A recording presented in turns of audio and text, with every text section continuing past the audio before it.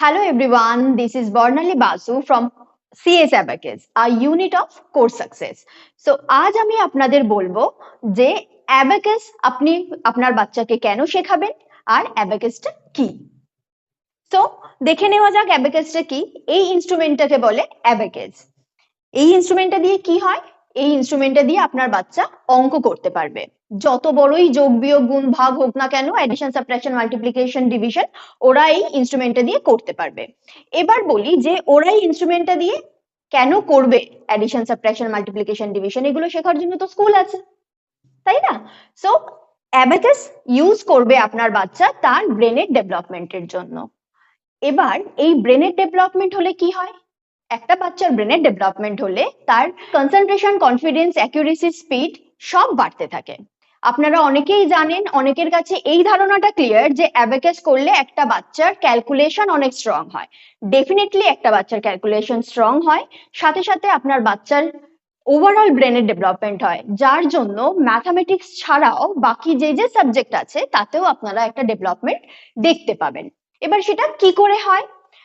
কি করে হয় বোঝাতে গেলে আমাদেরকে জানতে হবে আমাদের কিছু বায়োলজিক্যাল সাইড।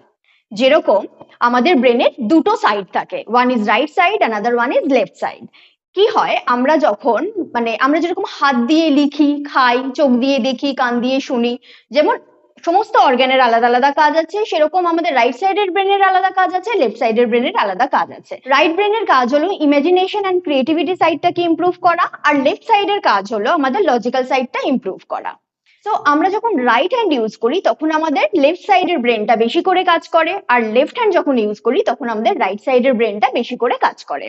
আমরা কেউই দুটো হাত একসঙ্গে ইউজ করি না, তাই আমাদের দুটো ব্রেনও একসঙ্গে অ্যাক্টিভ হয় না অ্যাট আ টাইম। সেই জন্যই আমরা যখন অ্যাবাকাস অপারেট করতে শেখাই একটা বাচ্চাকে, ওরা দুটো হাত একসঙ্গে অপারেট করে। এবার ডেফিনেটলি ওয়ান্স ইন আ উইকের ক্লাসে ওরা 2 ঘন্টা দুটো হাত ইউজ করলো পুরো উইক, কোনো কাজ নেই, তাতে করে কিন্তু ডেভেলপমেন্ট নেই।